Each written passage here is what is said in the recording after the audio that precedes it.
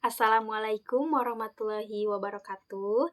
Izin memperkenalkan diri, nama saya Siti Nurhadima dari Program Studi Pendidikan Islam Anak Usia Dini semester 1 dengan NIM 010625010017. Tujuan saya membuat video ini untuk memenuhi tugas akhir mata kuliah Ulumul Hadis.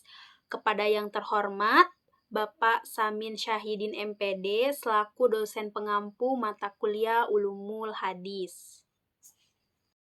Di sini saya akan memaparkan tentang pengertian hadis, pengertian sunnah, khobar, dan juga atsar. Yang pertama, pengertian hadis. Hadis adalah segala sesuatu yang disandarkan kepada Nabi Muhammad SAW, baik berupa perkataan, perbuatan, ketetapan, ataupun sifat.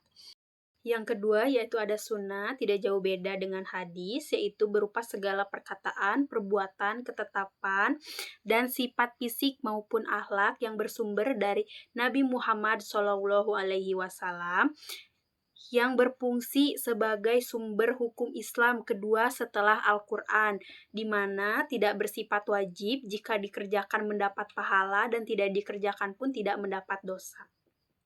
Dan yang ketiga yaitu pengertian khobar. Khobar adalah segala berita ataupun informasi yang disandarkan kepada Nabi Muhammad SAW, para sahabat, dan tabi'in. Keempat yaitu adalah pengertian atsar. Atsar yaitu adalah segala sesuatu yang disandarkan kepada para sahabat dan tabi'in, baik berupa perkataan maupun perbuatan. Materi yang kedua yaitu tentang sejarah perkembangan hadis. Sejarah perkembangan hadis pada masa Rasulullah SAW, beliau menyampaikan hadis secara lisan dan dihafal oleh para sahabat. Penulisan hadis belum dilakukan secara resmi agar tidak tercampur dengan Al-Quran. Yang kedua yaitu pada masa sahabat, para sahabat menyebar hadis ke berbagai wilayah Islam. Sangat berhati-hati dalam menyampaikan hadis, karena hadis pada masa sahabat hadis belum dibukukan secara resmi, masih mengandalkan hafalan. Terus yang ketiga pada masa tabi'in, hadis mulai diajarkan secara lebih teratur atau sistematik. Muncul kekhawatiran hadis palsu akibat konflik politik dan perbedaan mazhab. Yang keempat yaitu masa kodifikasi, dimulai dari Khalifah Utsman bin Abdul Aziz, hadis mulai dibukukan secara resmi. Materi yang ketiga yaitu macam-macam hadis. Yang pertama ada hadis sahih, hadis yang sanadnya bersambung, perawinya adil dan dobit, serta tidak mengandung cacat dan kejanggalan. Yang kedua ada hadis hasan, hadis yang hampir sama dengan sahih, tetapi tingkat ketelitian perawinya sedikit lemah di bawah sahih. Yang ketiga yaitu hadis dhaif, hadis yang tidak memenuhi syarat sahih ataupun hasan, seperti sanadnya terputus atau perawinya lemah. Dan yang terakhir ada hadis maudhu, hadis palsu yang dinisabkan kepada Nabi. Materi selanjutnya yaitu klasifikasi hadis berdasarkan sanadnya. Yang pertama ada hadis mutawatir, hadis yang diriwayatkan oleh banyak perawi pada setiap tingkat sanadnya, sehingga mustahil mereka sepakat berdusta.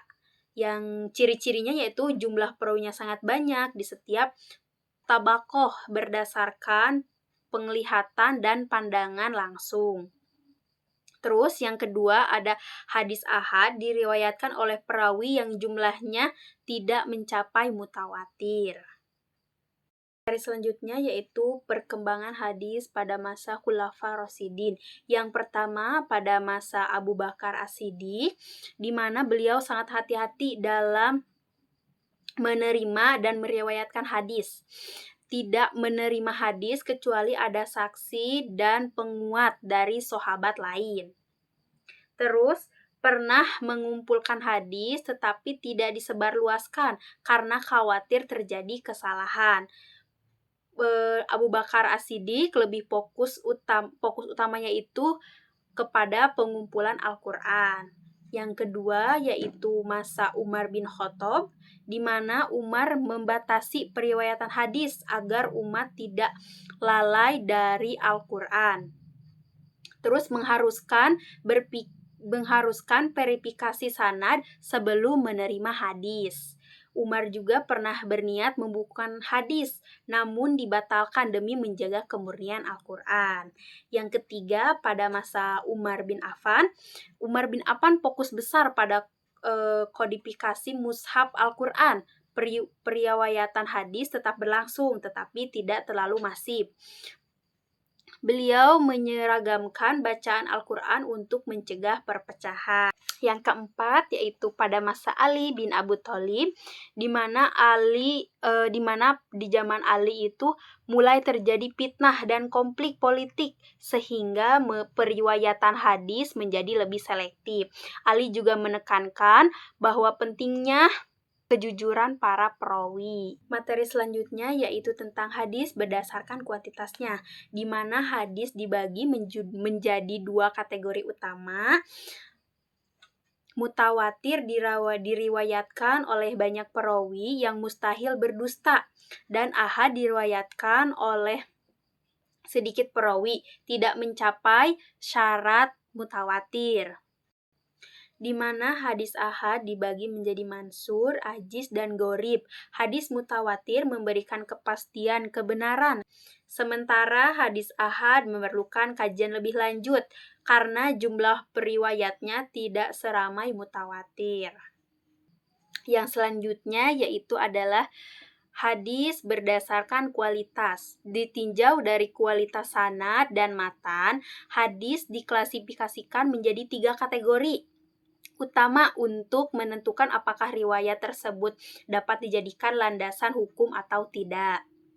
Yang pertama yaitu ada hadis sahih, hadis yang kualitasnya tertinggi, hadis yang memenuhi standar validitasi tertinggi karena ketersambungan jalurnya dan kredibilitas perawinya.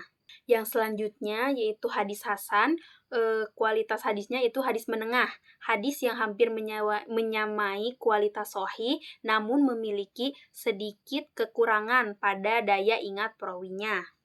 Ketiga yaitu ada hadis dhaif atau hadis lemah, hadis yang tidak memenuhi salah satu atau lebih syarat hadis sahih maupun hadis hasan. Yang terakhir ada hadis maudhu atau hadis palsu. Hadis ini adalah tingkatan terendah yang sebenarnya bukan merupakan bagian dari hadis Nabi.